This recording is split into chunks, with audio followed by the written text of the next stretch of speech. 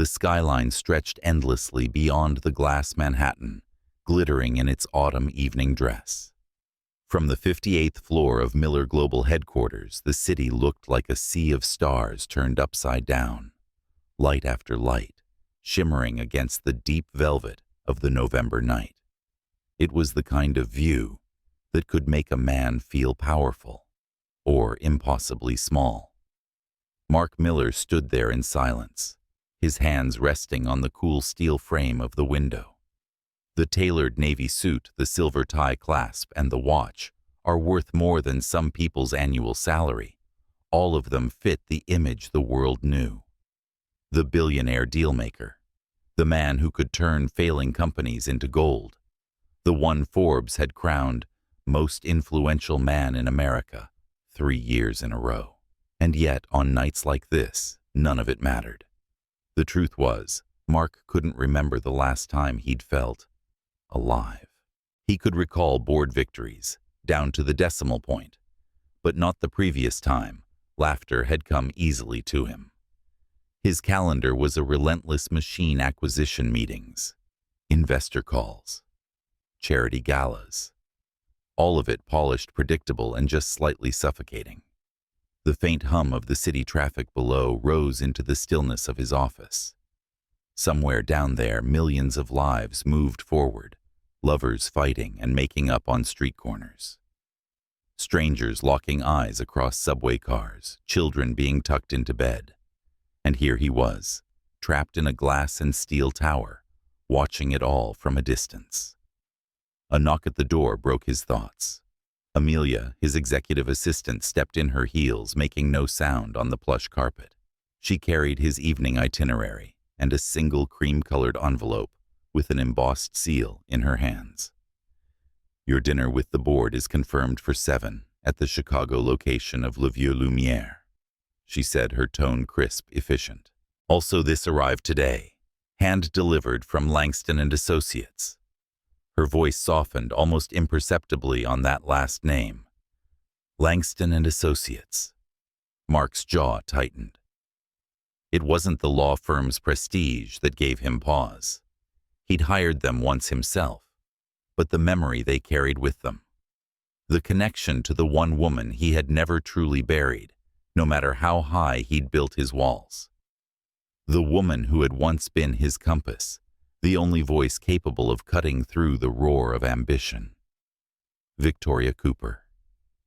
He hadn't said her name aloud in years, not because he'd forgotten, but because speaking it felt like pressing on a wound that had only ever scabbed over, never healed.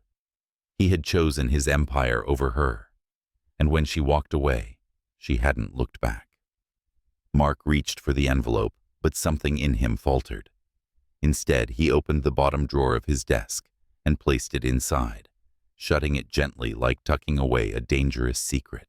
"Shall I confirm your car for 6:30? Amelia asked. He nodded, though his mind was far from the evening's obligations. "Thank you, Amelia.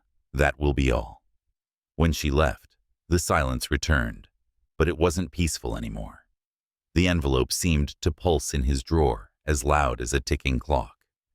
He poured himself a drink, a habit he'd picked up in the last year, and took a slow sip, the whiskey warming his chest, but not his thoughts. Why now? Why her? And why did his pulse still quicken at the thought of her voice? The restaurant that night would be filled with conversation about mergers, overseas expansion, and market dominance, subjects that once thrilled him. But as Mark's reflection stared back at him in the glass, he realized something that blurred the city's lights. Power had been his anchor for decades, but now it felt like a chain. He straightened his tie, picked up his coat, and walked toward the private elevator. The evening would play out as it always did, polite laughter toasts to their latest victory, the ritual exchange of strategic promises. But somewhere in the back of his mind, there would be the whisper of a name that would not leave him alone. Victoria. In the car, the city rolled past like a living painting. Steam rising from subway grates, the muted glow of bodegas, a couple holding hands under a shared umbrella. The rain had just started, fine mist clinging to the glass. Mark's driver navigated toward the helipad. They'd be in Chicago before the hour was over. But even as the tires hummed against wet pavement, Mark's thoughts stayed fixed on that envelope. A letter could be anything, a legal matter, a formality. Or it could be something else entirely. An opening, a reckoning. He remembered, unbidden, the way Victoria's laughter used to fill the cramped apartment they'd shared in their 20s, how she'd lean barefoot against the kitchen counter, in his shirt, reading out loud from the paper, while he made coffee. She'd had dreams of running her wellness studio, giving back to the community she'd grown up in, and he had admired and loved her. Until ambition demanded he trade their mornings for red-eye flights and endless negotiations. Until he told himself she'd understand. She hadn't. And she was right not to. The jet lifted off into the cloudy night, the city shrinking beneath them. Mark leaned back, closing his eyes, letting the hum of the engines fill the void. He wondered, though he would never admit it aloud, if the letter would still be waiting for him when he returned, or if he'd have the courage to open it. It's strange, isn't it, how the most minor things, a name on an envelope, a memory from a lifetime ago, can shift the ground beneath a man who thought he was unshakable. How can it make the boardroom seem empty and the city's lights look cold? Mark Miller had built an empire to shield himself from the messiness of real life.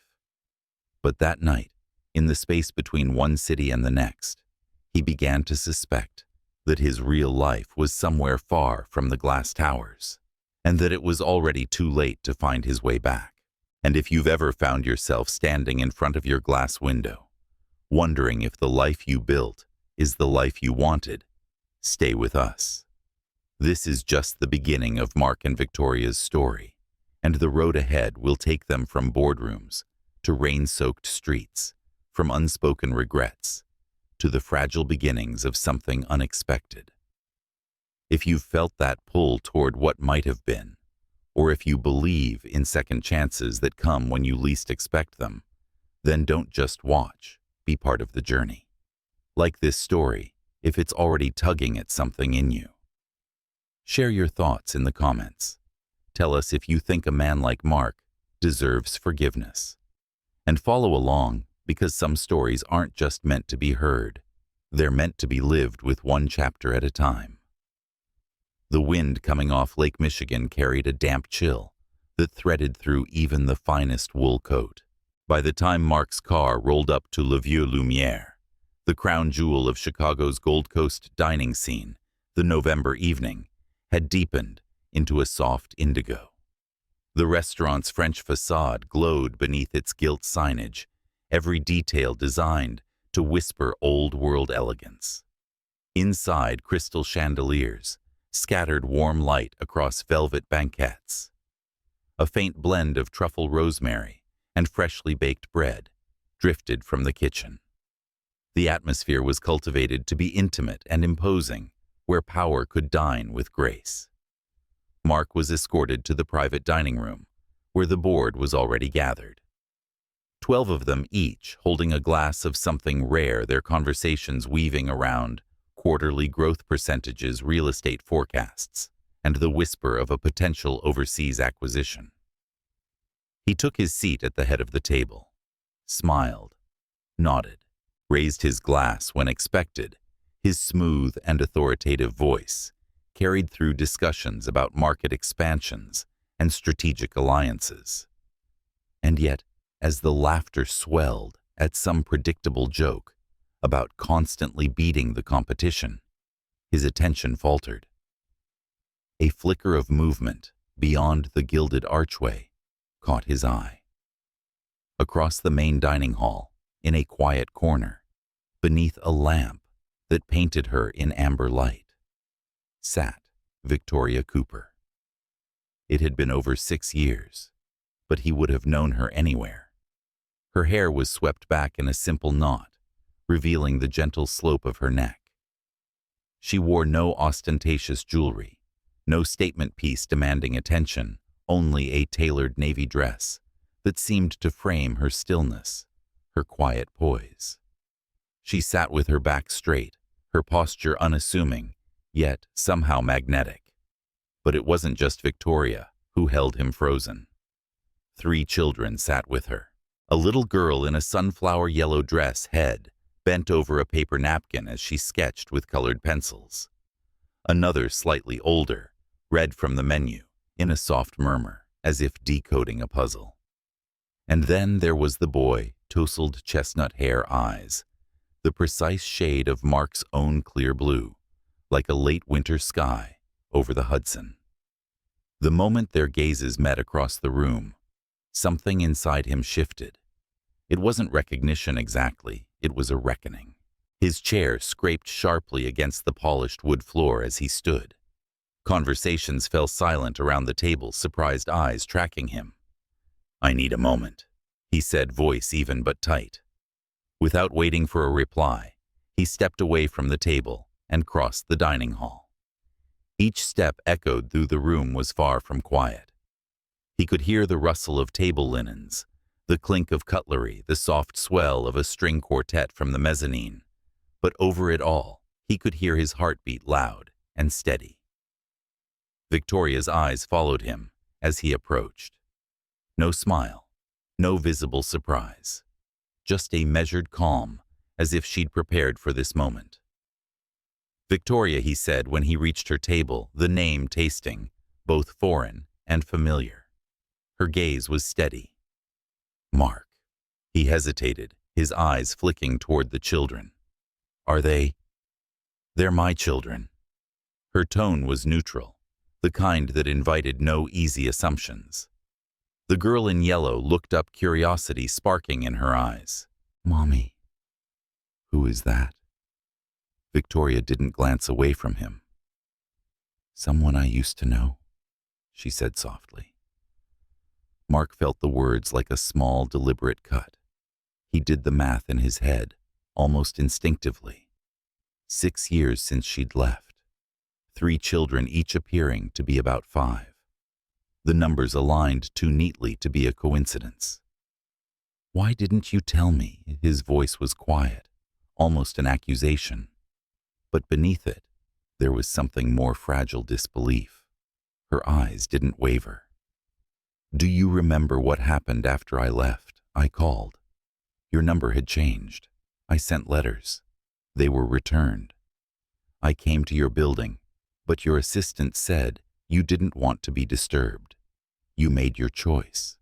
Mark, your career, not me. And once I understood that, I stopped asking for your time."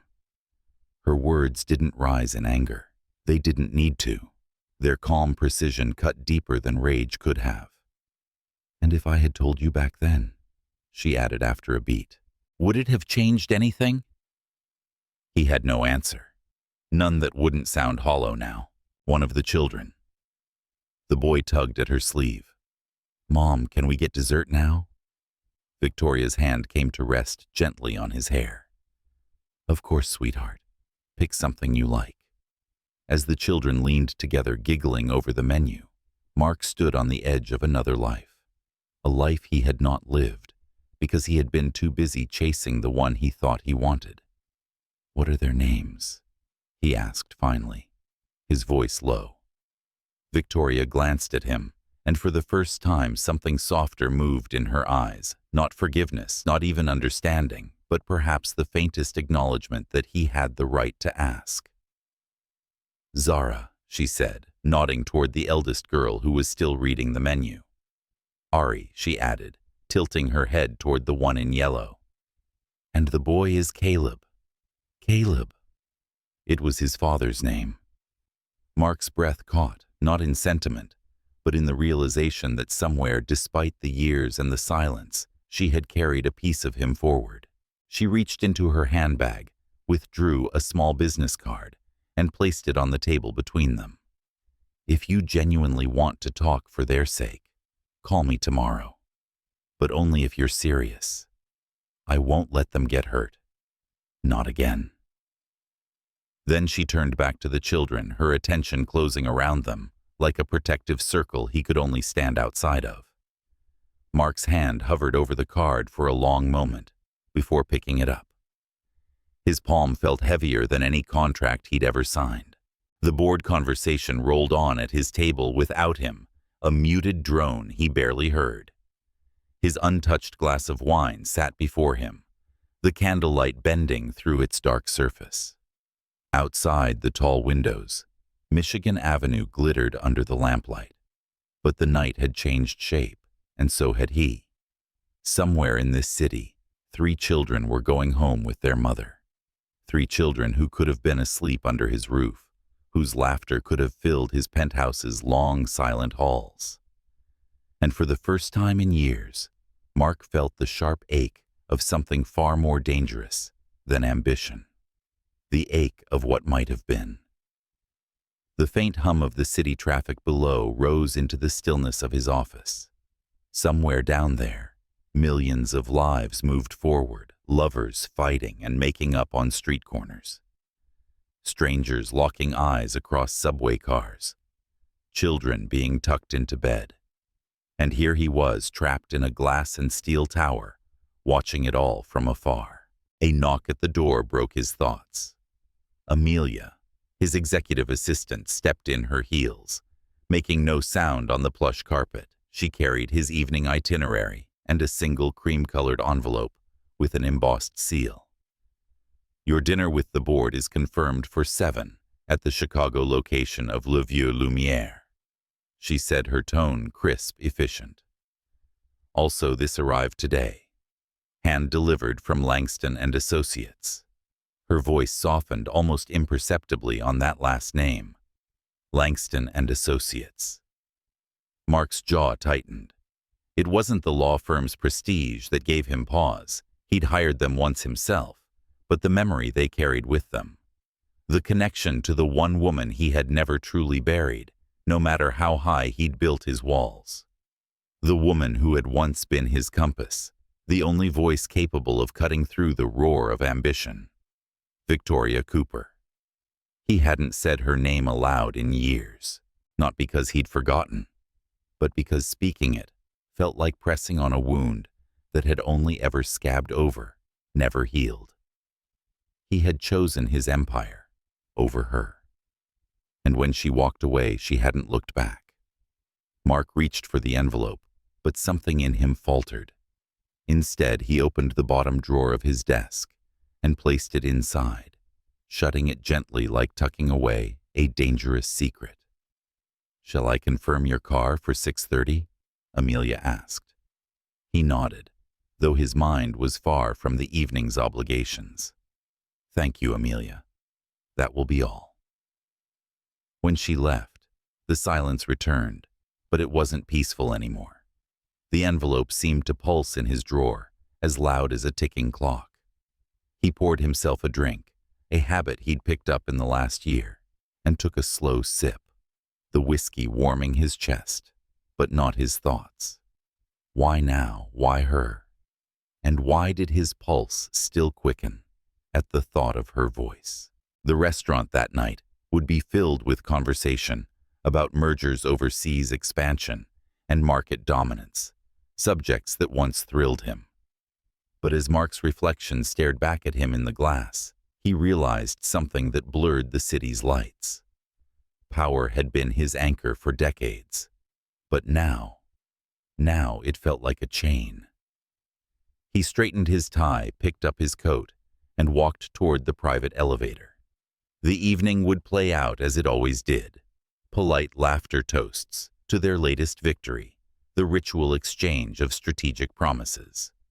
But somewhere in the back of his mind, there would be the whisper of a name that would not leave him alone. Victoria.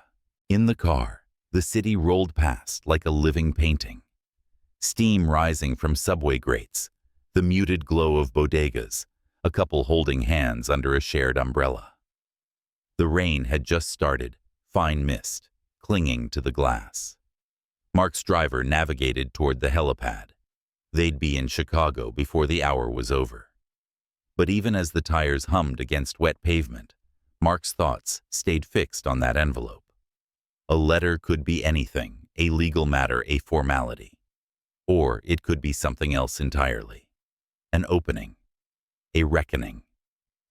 He remembered unbidden how Victoria's laughter used to fill the cramped apartment they'd shared in their 20s, how she'd lean barefoot against the kitchen counter in his shirt, reading out loud from the paper while he made coffee.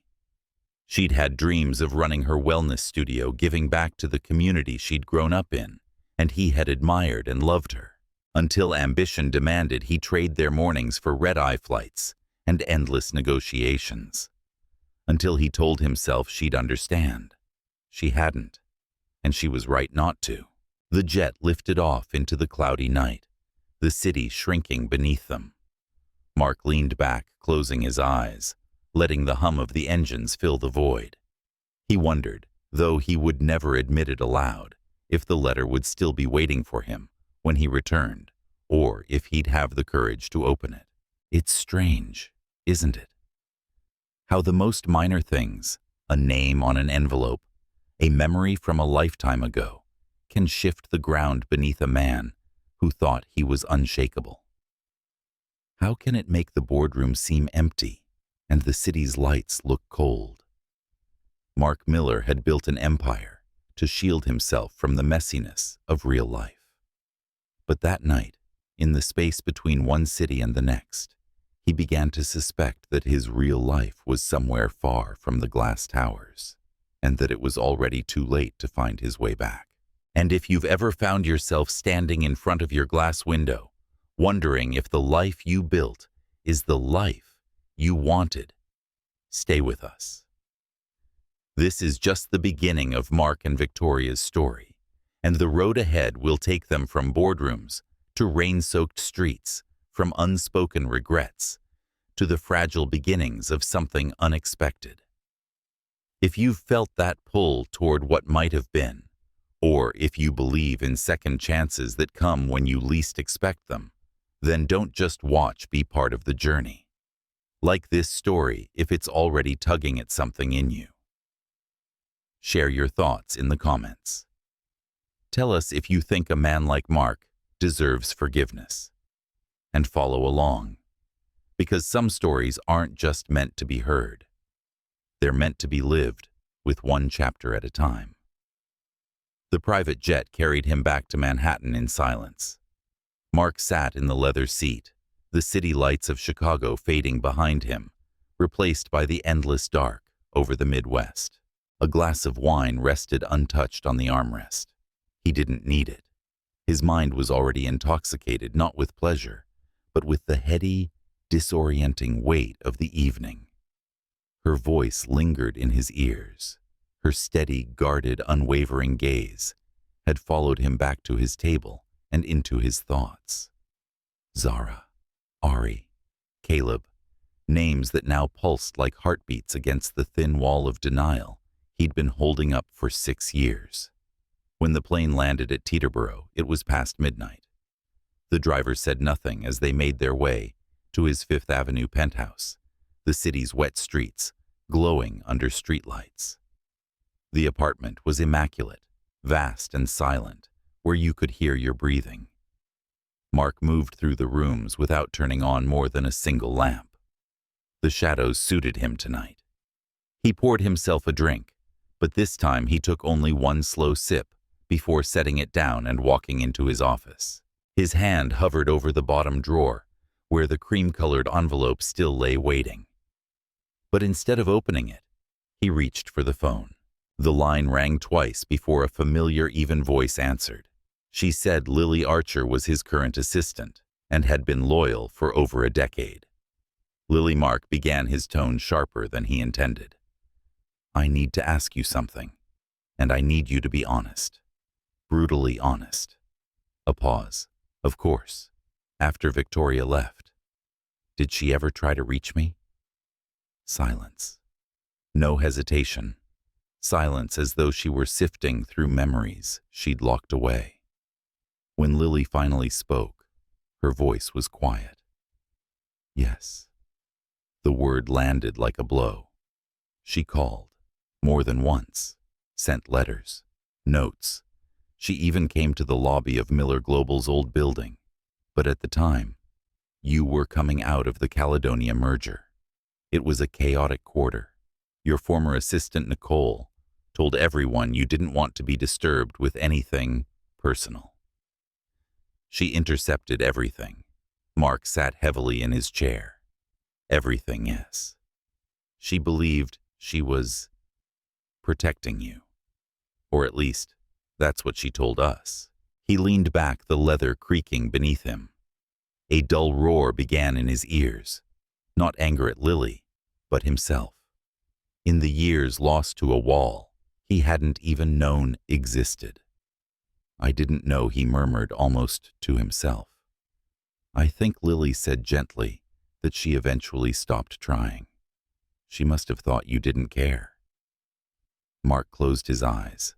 In the stillness of his office, he could almost hear the sound of letters sliding into a waste bin, the muffled click of a phone being hung up, the quiet footsteps of a woman walking away from a building, carrying the weight of her children alone. The next morning, he arrived at the office earlier than the cleaning crew. The city was still pale in dawn light, the streets washed silver by overnight rain. He stood in his glass-walled corner office, watching traffic begin to swell far below. Somewhere in that expanse of steel and concrete, Victoria was waking 3 children, making breakfast, getting them ready for a day that had no place for him. By 9, he'd cleared his schedule. At 10, he had the number in front of him, the one she'd placed on the table between them, like a line in the sand. He pressed the call button before he could think too long. She answered on the second ring. Victoria Cooper. It's me, he said. Mark. A beat of silence. What do you want? To explain, he said. Not yet. I want to hear from you. Tell me about the last 6 years. Tell me about them. There was another pause, longer this time. He could almost hear her weighing the risk. This afternoon, she said finally. 4 o'clock. The Hudson Terrace Cafe. The one with the chocolate brownie center you used to like. The line went dead. The Hudson Terrace Cafe sat quietly along the river, its expansive windows opening onto the slow shimmer of water. The air smelled faintly of coffee, cinnamon, and the coming winter. She arrived exactly on time. No makeup beyond what she'd always worn, understated, confident. A coat the color of dark wine hair, swept back, eyes as steady as they'd been last night. You want to hear about the last 6 years? She asked without preamble, sliding into the seat across from him. Yes, he said, every day of it. Her fingers wrapped around her coffee cup, as though grounding herself. The day I found out I was pregnant, I panicked. I had no one. Not you. Not my family. They thought I was trying to trap you. I left New York. I moved in with an old friend in Newark. Took whatever work I could get. Cashier, tutor, grocery store clerk. I packed online orders from home when I was too big for anyone to hire. Her voice didn't crack, but her eyes were elsewhere. A small apartment with peeling paint, a desk covered in bills, the relentless swell of her belly. They came early. 5 weeks too soon. I stayed in the NICU for a month. Every day I was terrified I'd lose them. Every night I wrote you letters, dozens. I didn't know they'd never reach you. Mark's hands tightened around his cup until the porcelain warmed his skin. You had an empire, she said quietly, and I had 3 premature infants, a hospital bill I couldn't pay, and no way to call the father of my children without being turned away. He wanted to tell her about Lily's confession, about Nicole's interference, but the truth was, even without that, he had walked away first. Victoria. His voice caught. I can't change the past, but I can change the future. She studied him for a long moment, trying to see whether those words came from guilt, nostalgia, or something else entirely. Then she reached into her bag and drew out a small yellowed envelope. If one day you're willing to read the letter I wrote 5 years ago, the one you never opened here, it is. But don't say anything. Not yet. Just read. The envelope slid across the table, its weight deceptively light. Outside, the Hudson rolled past in quiet currents. Inside, they sat across each other, the space between them filled with everything that had gone unsaid for too many years. And for the first time since she'd left, Mark realized that this wasn't about winning her back or making amends for himself. It was about stepping into the lives of 3 children who didn't know yet if they could believe in him. The wind along the Hudson carried a brittle edge that afternoon, the kind of wind that scraped against the skin and made even the strongest voices drop lower. Inside the Hudson Terrace Cafe, the air was warmer, scented with cinnamon roasted coffee beans and something sweet baking in the kitchen. Mark sat with the yellowed envelope between them, its corners softened by time, the paper faintly curled. He didn't open it yet. There was something in the way Victoria's hands rested on her cup, her fingers lightly tapping the porcelain, that told him her story had only begun. "You asked about the last 6 years," she said. Her gaze didn't waver, but there was a stillness in her posture that spoke of rehearsed control, as if she'd learned to keep the tremor out of her voice by sheer necessity. "So I'll tell you. The first winter after she left New York had been the coldest she could remember. Not the cold that could be fought with thicker coats or hotter tea, but the kind that set into your bones, the kind that came from carrying a weight you couldn't put down. She'd found a small apartment in Newark, 1 bedroom, with a narrow kitchen and a heater that clicked more than it worked. Rent was cheap enough to manage on her own, but every month still ended with her counting coins at the kitchen counter under the yellow light bulb. "I worked mornings at a grocery store," she said, "nights tutoring high school kids in math. On weekends, I cleaned houses for cash. Anything that didn't ask too many questions." Mark listened without interrupting, his hands folded loosely on the table, though the knuckles were tight. "When I started to show, jobs got harder to keep. People look at a pregnant woman and see inconvenience, liability. So I found work I could do from home, packing online orders for a warehouse. I sat at a folding table for hours, my back aching, the smell of cardboard clinging to me. The children came early, 5 weeks before the due date." Her voice softened here, but not from nostalgia, from the memory of fear. "They were so small," she said, her eyes drifting to the window, as though she could still see the NICU's pale blue walls. "The nurses wrapped them in blankets, but they felt like air in my arms. I didn't sleep much that first month. I'd sit by their incubators watching the numbers on the monitors, praying nothing would drop, that no alarm would go off.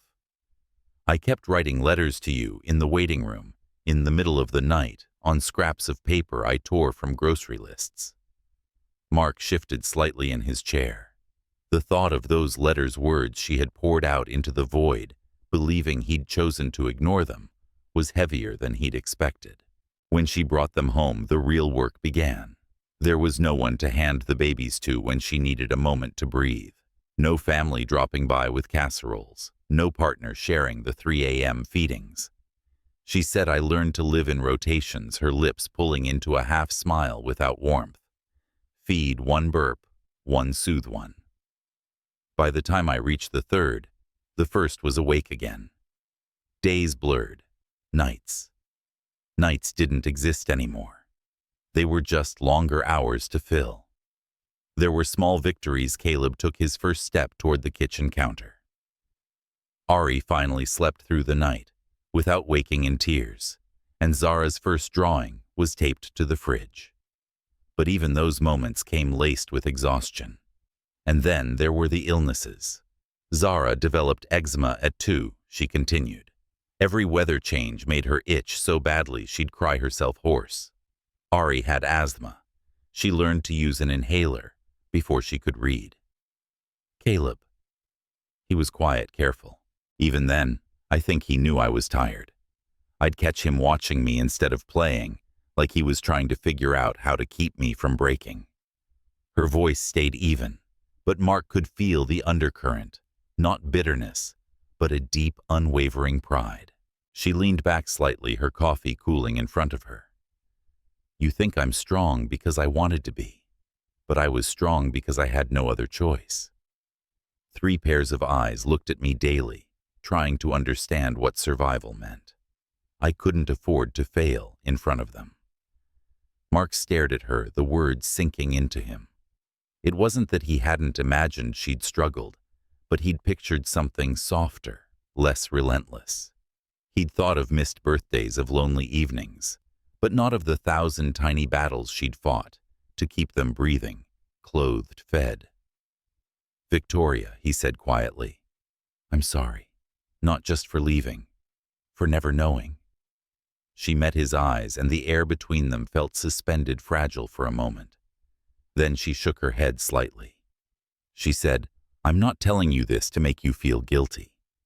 I'm telling you because if you're going to be in their lives now, you need to understand why I protect them the way I do.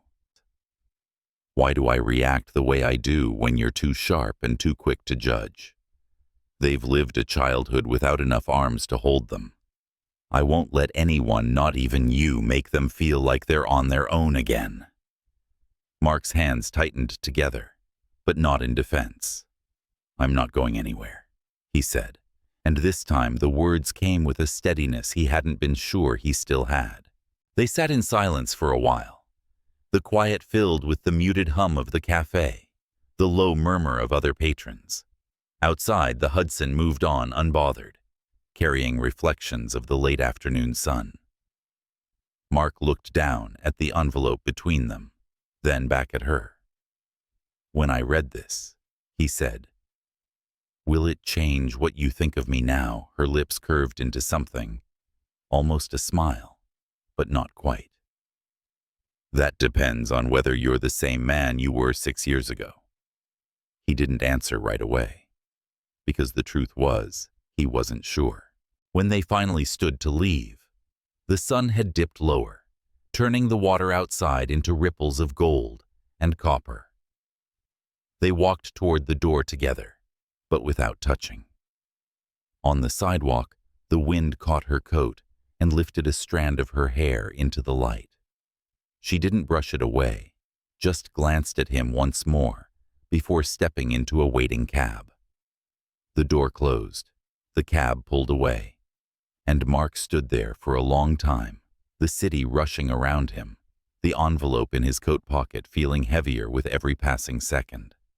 He didn't open it on the walk back to the office. He didn't open it on the ride home.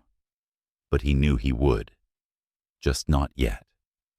The November sky was a pale watercolor, its edges washed thin by the wind. Central Park lay quiet that afternoon, the trees stripped of most of their leaves, their bare branches etching patterns against the fading light. Mark stood at the edge of the lakeside path, his hands deep in his coat pockets. The water in front of him rippled under the touch of the breeze, reflecting the muted colors of late autumn russet ochre and the faint silver of the coming winter. He saw them before they saw him.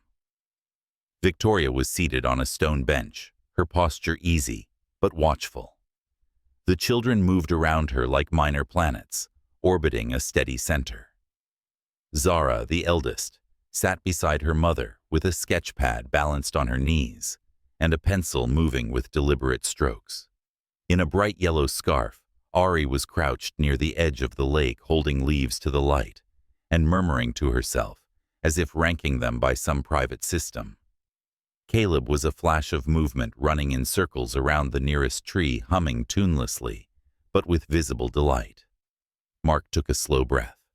He'd been in rooms with heads of state and negotiated mergers worth billions, but nothing had prepared him for this. The weight in his chest, the way the air seemed to thin when he thought about stepping forward. Victoria noticed him first. She didn't rise or wave him over. She caught his gaze and gave the most minor nods, a quiet permission. He walked toward them, his steps steady but unhurried. When he reached the bench, Victoria's voice was calm. "Come here slowly. Today. You're just Uncle Mark, a friend of mine." He nodded, grateful for the clarity. "I understand." Zara's eyes lifted from her sketchpad. They were deep brown, framed by lashes that shadowed them when she tilted her head, but the gaze itself was sharp, older than her years. Ari looked up from her leaves, smiled briefly, then returned to her sorting. Caleb was the first to run over, stopping a few feet away, head tipped to the side as he studied Mark with unfiltered curiosity. Mark crouched slightly to be at eye level. "Hi there," he said softly. "I'm Mark. I brought something for each of you, if that's okay with your mom." Victoria's eyes flicked to him, and after a pause, she nodded once. Mark pulled out 3 carefully wrapped items from the bag slung over his shoulder. For Zara, a set of fine watercolor paints in a wooden box. For Ari, a miniature telescope with a small book of constellations. For Caleb, a superhero-themed soccer ball. Caleb's face lit up. "How did you know I like superheroes?" Mark smiled faintly. "Just a guess." "You seem strong like one." Caleb proudly announced that I can kick a ball 50 times in a row. 17, Ari corrected, without looking up from her telescope, her voice a mix of amusement and precision. Mark chuckled under his breath. 17's still impressive. Zara hadn't reached for her gift yet. She kept drawing, though her strokes had slowed. Finally, she closed her sketchpad and looked up, her expression unreadable. "Do you know our dad?" The question held no tremor, but was weighted a child's quiet demand for truth. Mark answered gently before Victoria could step in. "I used to be your dad's best friend, but he made mistakes a long time ago. Now I'm trying to make things right if you'll let me." Zara studied him for a moment longer, then returned her gaze to her sketchpad.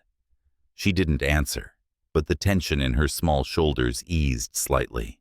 The afternoon unfolded in small, tentative steps. They walked along the lake's edge, the children darting ahead to float paper boats in the shallows. Ari explained the rules of her leaf-sorting game with serious authority. Caleb asked about the scar on Mark's hand, and Mark told him it was from a bike accident when he was about his age. Zara kept her distance, sketching quietly, whenever the group paused her pencil, moving quickly over the page.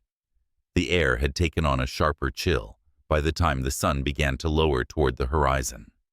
Victoria signaled to the children that it was time to go. Caleb ran to Mark's soccer ball tucked under his arm. "Will you come again?" Mark crouched to meet his eyes. "I hope so, but that depends on whether your mom says yes." Caleb turned to Victoria, his eyes wide, with the kind of hope that made refusal nearly impossible. Victoria's lips curved into a small, reluctant smile. "We'll see." They began the walk back toward the park entrance. Halfway there, Zara fell into step beside Mark.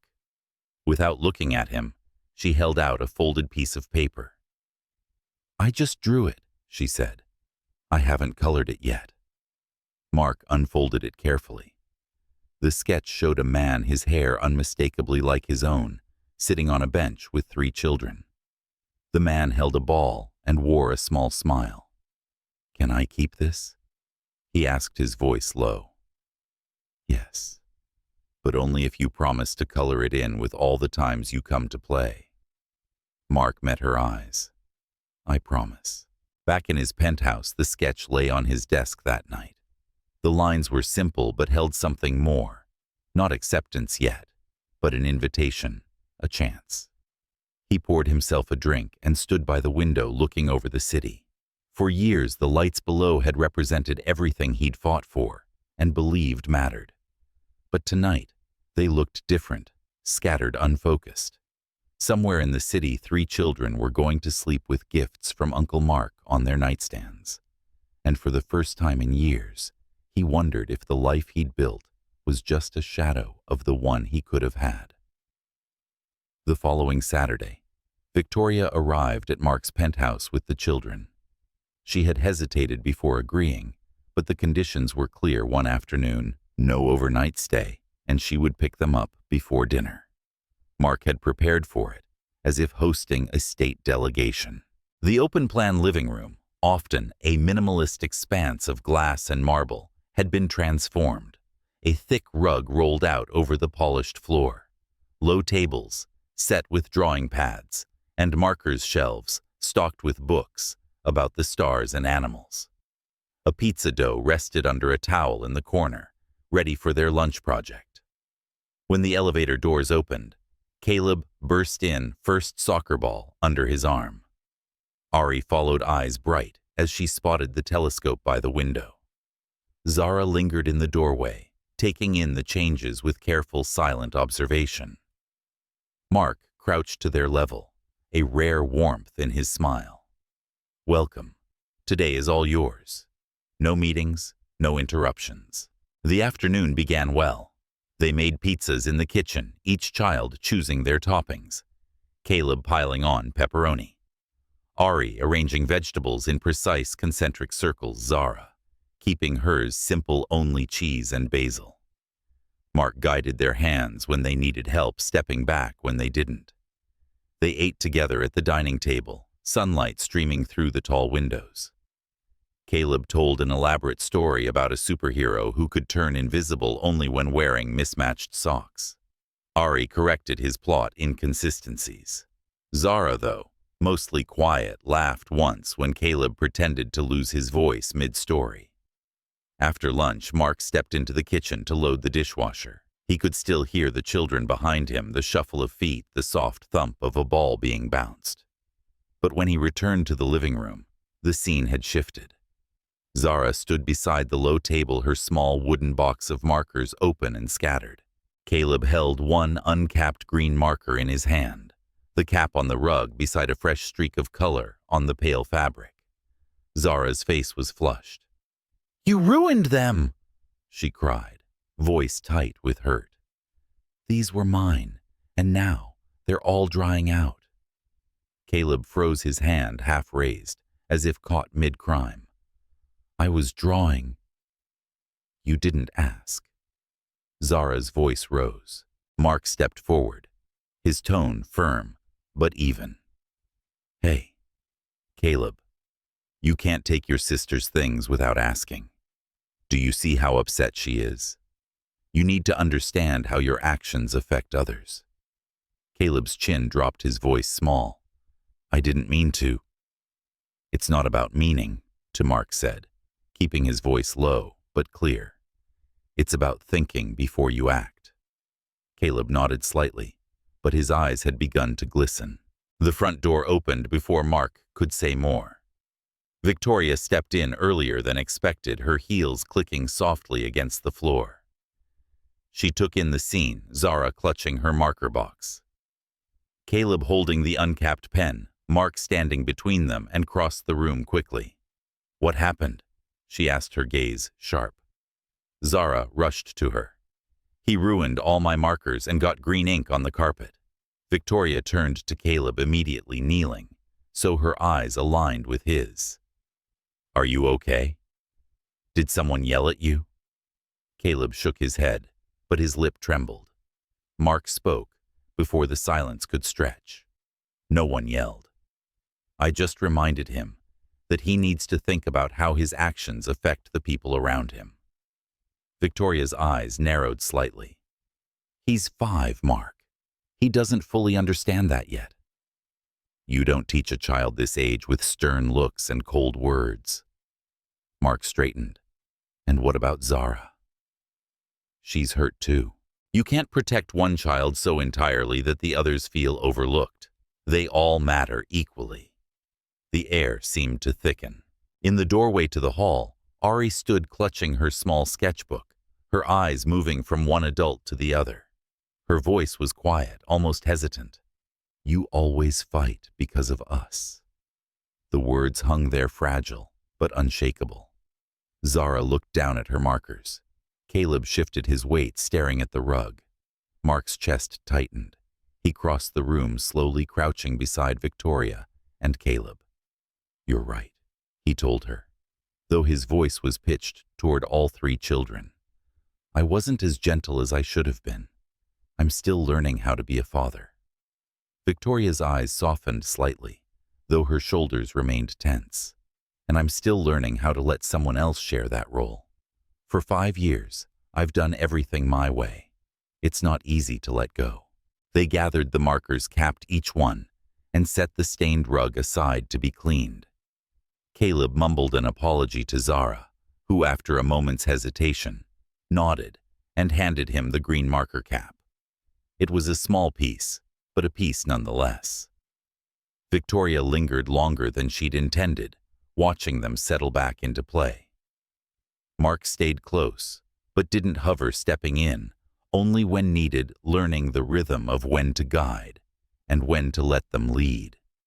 As the afternoon faded toward evening, Victoria rose from the couch. "Come on, it's time to go home." Caleb groaned softly. Ari gathered her telescope, and Zara slid her sketchpad into her backpack. Mark walked them to the door, his hand resting lightly on the frame as they entered the elevator. When the doors closed, the silence of the penthouse returned, but it wasn't the same silence he'd known before. Now it carried echoes, small feet on the rug, a burst of laughter from the kitchen, the faint scratch of pencil on paper. Mark stood by the window that night, looking down at the city. The children were having dinner somewhere in Brooklyn, perhaps telling Victoria about their afternoon, and he wondered with a heaviness that surprised him whether she'd believe him when he said he could learn not just to be present, but to be the kind of presence that made them feel safe. The afternoon light was thin and clean after rain, the kind that makes the air smell like chalk and wet leaves. Mark waited at the edge of the schoolyard with a small paper bag in his hand and a thermos tucked beneath his arm. Children spilled through the doors in bright waves, laughter zippers, the slap of sneakers on pavement. He had stood before investors who measured him in billions, but nothing in that world made his pulse sound like this. Caleb spotted him first and slowed his eyes, flicking toward Zara before he committed to a smile. Ari followed, already cataloging everything: the bag, the thermos, the way Mark shifted his weight as if the ground were new. Zara arrived last, a small sentinel with a backpack too large for her frame. She looked at him without blinking. "Your mom asked me to pick you up," Mark said quietly. "She had an appointment for a little while." Zara's chin lifted a fraction. "We don't go with strangers." The words were even not unkind, but they landed like a drawn line between them. Then, after a beat that scraped, "You're not my dad," the world did not tilt. It narrowed. Mark knelt his coat, brushing the damp concrete. "You're right. I should have asked first. I'm sorry." He set the paper bag on the bench beside them and placed the thermos on top. "I'll wait with the security guard in sight until your mom arrives. You don't have to go anywhere you don't want to." Ari's eyes softened. Caleb shifted closer, then again, uncertain whose loyalty belonged to in a moment like this. Zara didn't move. She watched him as if waiting for the trick inside the apology. Mark unscrewed the thermos cap and poured carefully into its little lid. Steam rose, lifting the faint smell of vanilla. "Your mom told me this helps when the weather makes your skin itch," he said, and offered the small cup into the air, not toward her, not insisting. "If you'd like it, it's yours. If not, I'll keep it warm." Zara didn't take it at first. The schoolyard hummed around them, car doors, a bell, a teacher's voice calling a name that wasn't hers. Then, almost imperceptibly, the tension in her mouth eased. She stepped forward, took the cup, and stood with it cradled between her palms like something alive. She said, "I still don't want to go anywhere, but softer now. We'll stay." Mark answered. He sat on the bench, leaving space beside him. Ari perched on the other end and began telling him about a class experiment with beans sprouting in the dark. Caleb practiced counting to 20 while hopping on one foot, forgetting 17 both times. When Victoria arrived, breath slightly quick from hurrying eyes, scanning before they settled, Zara had already finished the last sip of warm milk. She passed the empty cap back without looking at Mark, which somehow felt more like trust than any smile could have. "Everything okay?" Victoria asked. "Yes," Mark said. We waited. Her gaze found the thermos. Something unspoken flickered, a thank you she did not quite speak. "Good," she said. "Let's go home." As they walked away, Zara glanced back once. Not long. Just enough to mark a place on a map. It did not begin with grand gestures after that. It started with a barely audible rhythm, text messages that were short and clear. Schedules kept to the minute. Arrivals early, never late. Mark learned the perimeter of their world and did not try to redraw it. He asked for the grocery list and brought the exact brand of soap that didn't sting Zara's skin. He fixed the loose wheel on Ari's rolling backpack without announcement. He knelt on the sidewalk to tie Caleb's shoelace in the rain and did not flinch when puddle water caught the cuff of his suit. On a morning that began gray and gentle, he picked them up for the library and walked them 2 blocks farther to a bookstore that looked like a small secret without asking for a detour. Fairy lights looped across the ceiling of the children's section. The reading nook, half tent and half window seat, was lined with pillows the color of seashells. He chose a quiet corner on the rug and opened a picture book with a blue whale on the cover, the whale who collected weather. Ari curled against his shoulder before he had finished the first page, interrupting only to label cumulonimbus clouds with grave authority. Caleb sprawled on his stomach, tracing the whale's tail with one finger. Mark did not look up, call out, or ask the eldest to join. He read about a whale who saved the sound of summer thunder in a jar and the taste of snow on his tongue. And when he reached the line about the whale keeping a small patch of sunlight in his pocket for a storm, he felt a whisper of movement. Later he realized the whisper had been Zara, sitting in the space he had left beside him, her sketchbook resting on her knees, saying nothing. He didn't turn his head. He kept reading. The whale found a wind he could not store, the wind that smelled like someone coming home, and learned to swim alongside it instead. The bookseller slipped a paper moon into the bag on the way out. "For good luck," she said to the children, for clear skies. That night, Mark sent Victoria a single photo, 3 pairs of socks, in a line on his living room rug, little crescents of water beneath them, from where the children had stepped out of rain-wet shoes. A half-finished paper model of the moon on the coffee table. A corner of a sketch where someone had drawn a coat in deep blue. No caption. He watched the message status flip from delivered to read and let the quiet speak for itself.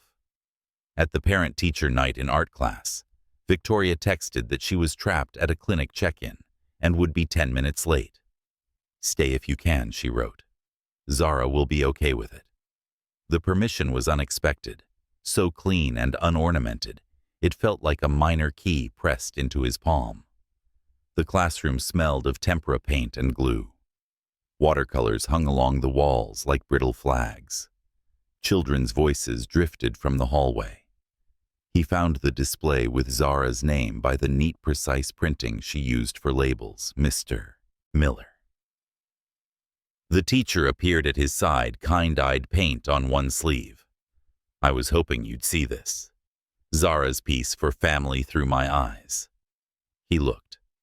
The painting showed 3 children on a playground, their hands held by 2 adults, standing at opposite sides of the page. The man's face was indistinct. No eyes, no mouth, but his coat was unmistakably deep blue. Above them, an umbrella tilted so that its arc covered all 3 children. She had written in the upper corner, in narrow letters, "A family doesn't have to match." It has to keep you dry when it rains." Mark held the paper without speaking. The edges trembled slightly where his fingers met them. For a long moment, the world became brushstrokes, the wash of indigo. The small, precise hands, the space left for a face that could not yet be named. "She didn't title it," the teacher said softly. "But she knows exactly what she painted." He nodded, and it felt like something steadying inside him. He did not ask to take it home. He asked for a copy, and the teacher smiled as if that was the proper request. When he stepped into the hallway, he saw Zara at the end of it, half hidden behind a doorframe watching. She pretended to examine a sculpture made of bottle caps and string until he drew near. "I saw your painting," he said. "It's beautiful." She shrugged her shoulders. "It's paint. It's not just anything," he answered. "It's brave." She considered that, not quite looking at him. "Did you know the coat was blue? I hoped it would be." Silence balanced between them, very light. "Mom said you're early to things," she said then, as if testing a fact. "I try to be." "Good," she murmured, and stepped past him toward the classroom, the smallest of approvals laid down like a stone in a path. Patience made a shape of the days. It did not mean ease. There were mornings when Zara retreated again, when a question that felt harmless to him, "How was your day?" arrived at her like a nettle, and she bristled. He learned to wait until she began instead, which she often did, with a fact about the moon or a correction of something he'd said 2 days earlier. He learned to leave pencils sharpened and pages blank. He knew by degrees to stay long enough that waiting no longer had to be spoken about. One rain-polished evening, as he zipped coats and counted hats by the door, Zara slipped a folded paper into his pocket without announcement. He found it later sitting alone at his kitchen table. It was a new drawing. The same bench from the park, the exact 3 small figures, now the sky above them, held streaks of color, as if someone had begun to paint in the weather. In the margin, a single line, in her careful hand, "You can color the rest." He set the drawing on the counter and looked at it until the city's lights blurred. When he finally moved, he had to put a box of colored pencils beside it, the good kind in their long wooden case, and a note for himself on the fridge. "Be early. Bring milk. Keep the umbrella close." The wind off the East River carried the sharpness of December, a cold that found the seam between collar and skin. Victoria had just picked the children up from school, their chatter and footsteps muffled under the weight of wool scarves, when her phone rang. The number was unfamiliar, and its area code was a ghost from another time. "Ms. Cooper. This is Karen Mitchell. I used to work at Langston and Firth back when Mark Miller was our client." Her tone held the careful politeness of someone stepping into old, unsettled ground. "I don't mean to intrude," she went on, "but I came across a file during an audit, something I thought you should know. 6 years ago, a denial of paternity document was filed on Mr. Miller's behalf. It has his signature." The noise of the street thinned, as though the air had paused. "I see, Victoria," said her voice so even it startled her. She thanked the woman, ended the call, and her fingers tightened around the phone until her knuckles ached. At home, she opened the email that arrived minutes later. The scan appeared on her screen. His name signature, the date inked in a neat legal hand. Exactly the week she had been calling from the hospital, leaving messages unanswered. That evening, when Mark brought the children back from a weekend trip to the planetarium, she was waiting at the door. The light from the hallway cut a pale line across her face. It did nothing to warm her expression. "There's something you need to explain," she said. The children sensed the shift instantly. Ari went still, Aleb hovered at the edge of the entryway, and Zara's eyes narrowed just enough to catch the danger. Mark looked from them to Victoria, then stepped inside as she shut the door behind him. She handed him the printout. "Do you recognize this?" He glanced down. His gaze snagged on the looping signature, the bold declarative type at the top of the page. For a moment, confusion flared, then a deeper shadow moved behind it. "This is my signature," he said slowly. "But Victoria, I swear to you, I have never seen this document before." Her eyes were steady, but they gleamed at the edges. "The date matches the week I was trying to reach you, when I was most desperate. And you're saying you didn't know anything?" His grip on the paper tightened. "I didn't sign this. You expect me to believe that?" Her voice didn't rise, but each word carried the bite of winter air. Mark stepped closer, lowering his tone so the children wouldn't catch the edge. "Yes, because it's the truth." Victoria turned away, her back straight. "I believed you had changed, Mark. Maybe I was a fool for thinking so." That night, long after he'd left, Caleb found her at the kitchen table, the printed page still in front of her. He was quiet, his voice pitched low, as if not to wake someone. "Mom," he said, "if Dad leaves again, I won't forgive him." The word still felt dangerous on his tongue, Dad, but it was bare and unguarded. She smoothed a hand over his hair without answering. Mark didn't sleep. By dawn, he was on the phone with his former lawyer, Grayson. The man's voice was older, but still carried that measured caution. When Mark pressed the truth, unspooled slowly. "I didn't handle that document," Grayson admitted. "Nicole, your assistant, then took over anything personal when you said you didn't want to be disturbed by Ms. Cooper. I can't prove it, but it's possible she forged your signature." "Possible." Mark's voice was flat. "I'm sorry. Nicole left the firm 3 years ago. Records from back then are thin." When the call ended, he sat briefly in the quiet, the city still dark beyond the glass. Then he called a different number, one he hadn't used in years, and arranged for a signature analysis. He would speak proof, if proof were the only language left between them. 2 days later, he stood again at Victoria's doorstep. She opened it halfway, her expression guarded. The children were somewhere in the back. He could hear Ari's laugh, faint and distant. "I'm not here to apologize anymore," he said quietly. "I'm here to prove this wasn't me." He handed her a folder inside the printed transcript of his call with Grayson, the analysis comparing his known signatures to the one on the denial form, and the conclusion in a clean legal type, high probability of forgery. She took it without comment, her fingers brushing the edge as if weighing the paper. He studied her face, but her eyes stayed on the folder. "I've made many mistakes, Victoria," he said, "but not this one. I already lost 5 years with them.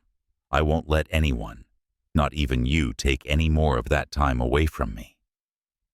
For a moment, the air between them was taut with everything they hadn't said. Then she stepped back, the door opening a little wider, not as an invitation, but as a release.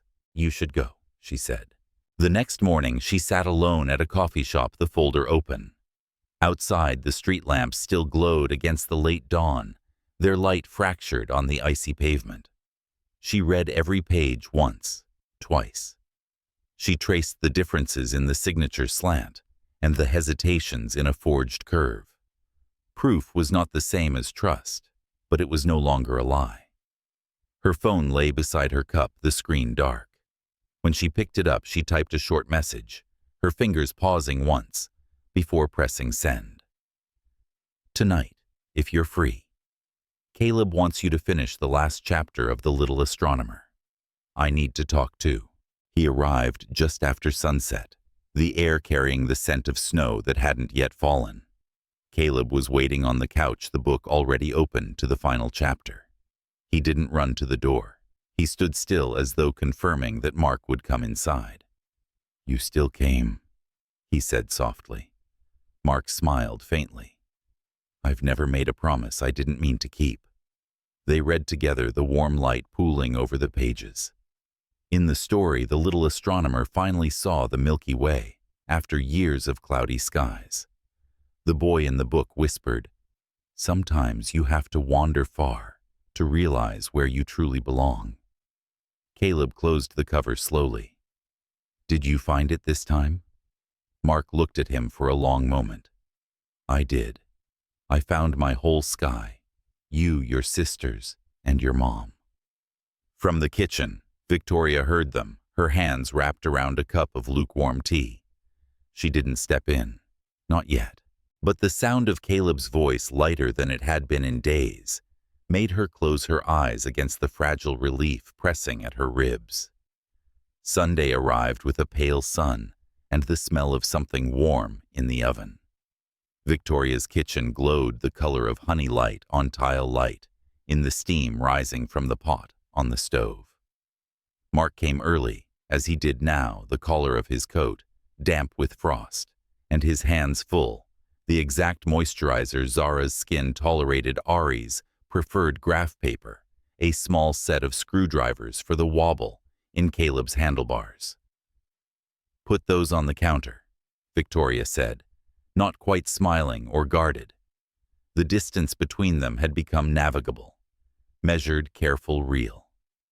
Caleb thundered in socks across the floor, the bicycle wheel he'd dragged inside, listing in his wake. "Can we fix it before pancakes?" he asked, already knowing the answer he wanted. After Mark said, "Tools and syrup, don't mix." Ari perched on a stool and began tallying how many blueberries fit into one cup when no one steals any. Zara, quiet as smoke, rinsed bowls and set them upside down to dry. It was an ordinary morning shoes by the door, the radio low warmth threading from the oven toward the hall, and yet within it ran a tautness like the pull of a kite string on wind. The tautness had a name. Last week, Mark had swapped Ari's Saturday practice for a morning at the museum when a visiting astronomer lectured about Pluto's demotion. A map of the stars had spread the length of their afternoon. Ari had beamed full to the brim with questions. That evening, Victoria found the practice reminder taped to the calendar untouched. It was one time, Mark had said, even now, not defensive, just earnest. She'll remember how the room felt when the lights went down, more than any scale. And she'll also remember when adults keep their promises. Victoria answered, setting the kettle on the trivet as if too much heat might open the conversation. Structure isn't the enemy of wonder. No one raised a voice. No one walked out. They made dinner, rinsed plates, and hung dish towels. But the air kept a crease in it. Children feel creases. They always do. It was Caleb who vanished first, padding down the hall. Ari followed her mouth, a thin, thoughtful line. Zara stayed. She dried the bowls, turned them right side up, and wiped a small circle of water left on the counter, the gesture so deliberate it could have been a word. Mark said you were right about the moisturizer filling the space, because silence felt like a dare. The unscented one works better. Victoria nodded. Thank you for finding it. He wanted to add something about museums and scales, and how both could live on the same map, but footsteps returned before he could. Caleb led the procession back to the kitchen table, solemn as a page in a procession. Ari behind him, with her chin lifted, and Zara last carrying a sheet of paper, like a small treaty, from a small nation that had finally found its flag. Ari set the paper in the middle of the table. The top read, in heavy crayon letters, the family treaty. Below it are 3 neat rules, written in 3 different hands. Caleb cleared his throat as he did, when pretending to be older than the day allowed. We made some rules, he announced. Not just for us, for all of us. Victoria's eyes flicked to Mark's. He didn't speak. He folded his hands and waited, as if the paper had the authority of a court. Ari read the first rule, her voice careful, almost ceremonious. 1. There are no secrets between the adults, especially those that scare us. She glanced up, not accusing, not pleading, just telling the truth. They had learned too early. Zara touched the paper with her forefinger and continued, her tone even. 2. No leaving without saying goodbye, even if you're upset. Her gaze did not waver, but a small muscle moved near her jaw. We don't like disappearing. Caleb puffed his chest slightly, as if the third clause required courage to carry. 3. If someone messes up, they say sorry for real, and then the other people forgive for real. Not pretend forgive. Silence filled the kitchen, as if the room had drawn breath. Victoria reached for a pen, then put it down. Who wrote which? I wrote. The first, Ari said, as if filing a footnote. Zara wrote the second. Caleb wrote the last. I helped with spelling. Mark looked at the 3 lines again. Their plain gentleness, their spine. He felt the past rearranging inside him, like furniture moved back where it should have always stood. May I add something, he asked, not to the adults' corner of the room where he had lived for so long, but to the circle of children that now seemed rightly to be the room's center. Ari considered. What? Not a new rule, he said. A clause. He tried to keep the smile out of his voice. When there's a disagreement, we say it in the kitchen, not the doorways. Kitchens are for building, doorways are for going. Caleb grinned at the architecture of that. Zara did not smile, but she nodded once, small and decisive, as if acknowledging the geography of safety.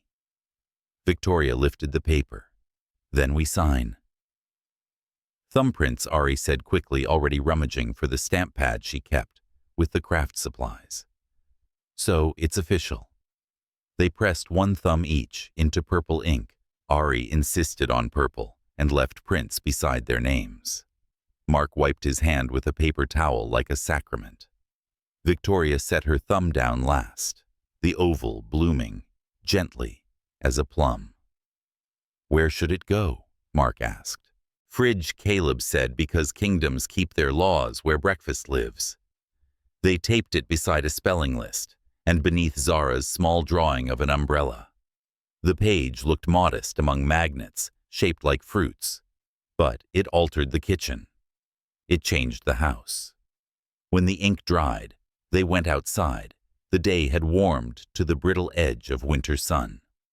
Mark balanced the bike upside down and let Caleb hand him tools, like they were operating on something delicate. Ari measured the seat height and declared it acceptable. Zara sat on the step with her sketchbook chin tucked into her scarf. Ready? Mark asked, and Caleb nodded with the solemnity of vows. The first attempt wobbled. The second found a line. The third briefly, beautifully held.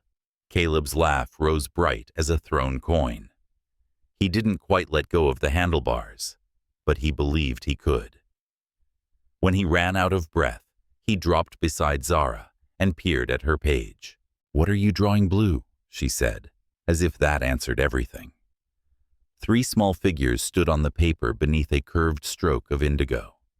The umbrella, again though different this time, its handle reached between 2 larger shapes on either side, houses maybe, and the children were on a bridge, stretched between them. She worked in small strokes, was patient, and was certain. If the rain comes, she added, not looking up, we already know where to stand. Later, while Victoria folded laundry in the bedroom, Mark wiped the bike chain, and the 2 spoke without the need to dull their edges for small ears.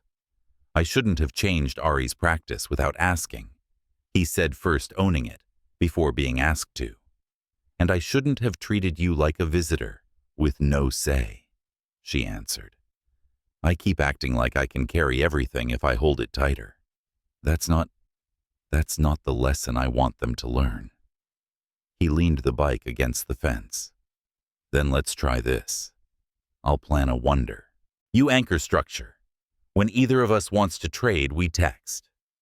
The faintest smile pulled at one corner of his mouth with a timestamp. She huffed out a breath that might have been a laugh if there'd been more ease. Deal. And no more disagreements in doorways. The treaty forbids it, he said, and the word treaty softened something between them. Evening gathered by degrees. They ate at the small table. No ceremony, just the comfort of plates passing hand to hand. After dinner, Ari spread the star map on the living room rug. Caleb draped himself over the arm of the couch. Zara worked with watercolor, the paint cupping at the edge of her brush like rain before it drops. When bedtime came, there were no negotiations. Everyone already knew the route. Mark tucked the blanket at the foot of Caleb's bed and left the door ajar. Ari pointed to the corner of her map, where a comet's tail shimmered, and asked him to memorize its name. He did. Zara didn't ask for anything, but he paused at her doorway anyway, and she slid a small paper rectangle toward him, without looking up. Another drawing. A coat in deep blue, its pocket stitched with a tiny, careful moon. He carried it to the kitchen after the house had quieted, setting it beside the treaty. Victoria joined him, her hair pulled into a loose knot mug, warming her hands. They did that, she said, nodding at the page before dinner. At the same time, we were both trying to be right. I know, he said. They did it better than we could have. Outside, the wind lifted the last dry leaves in the yard and set them down again. The refrigerator hummed. On its door, under a magnet, shaped like a lemon-purple thumbprints, dried in the kitchen light, small seals on a law that felt suddenly and profoundly like the most straightforward way forward. We'll get it wrong again, Victoria said into her cup. Probably, he said. And then we'll say, sorry for real. She looked over at him, the treaty and the window, where darkness pressed its quiet face to the glass. There's one more clause I forgot, she murmured. What's that? When it rains, she said, we hold the umbrella together. He didn't reach for her hand. He didn't need to. They looked at the umbrella drawing and the paper with the rules. The house seemed to breathe, just once, but deeper, like a body waiting to hear the words that let it sleep. The first hints of spring arrived quietly, almost shyly, small buds at the branches' ends, a faint air softening. The garden between Victoria's main house and the renovated guest house had begun to green, and the patch of earth where the children had once planted radishes showed tiny shoots. On Saturday morning, the kitchen windows were open just enough to let the scent of damp soil drift in. It was Zara's 7th birthday. Mark had risen early, carrying the gift he'd worked on for weeks, a small wooden easel, sanded smooth with a fresh canvas, already in place. He'd painted the frame in a deep blue that matched the coat in her drawings. He placed it in the corner of the living room before the children came downstairs, not wanting the moment to feel staged. The sound of feet on the stairs pulled his gaze upward. Zara appeared first in her nightdress, her hair a tumble of dark waves. Ari followed, holding a folded piece of paper. Caleb brought up the rear, a ribbon clutched in his hand. Zara walked straight to him, offering the paper without a word. When he unfolded it, he found a painting, 2 houses each with a figure standing in front, one. Victoria, one himself, connected by a wooden bridge. On the bridge, 3 children played with a ball, the strokes bright and sure. Above them, 2 umbrellas tilted toward the center, their arcs meeting in the middle to cover everyone. Mark traced the bridge with his finger. What's the bridge, sweetheart? It's love, she said as if explaining something obvious. So even if it rains, you and Mom can still cover us. He swallowed against the warmth pressing into his throat. It's perfect. That afternoon, the yard became the children's kingdom. They chased each other between the plum tree and the fence, hung paper lanterns from low branches, and set a picnic on a blanket that had seen more family meals in the last year than Mark could have imagined when all this began. Victoria moved through it all with an ease that made him ache, a pot of lemonade balanced on one hand, a watchful eye always on the youngest, her laughter sparking in the air like sunlight catching water. At one point, she came to stand beside him under the shade of the plum tree. "You've changed," she said, not quite a question or admission. "Or maybe I just stopped hiding the parts that mattered," he replied.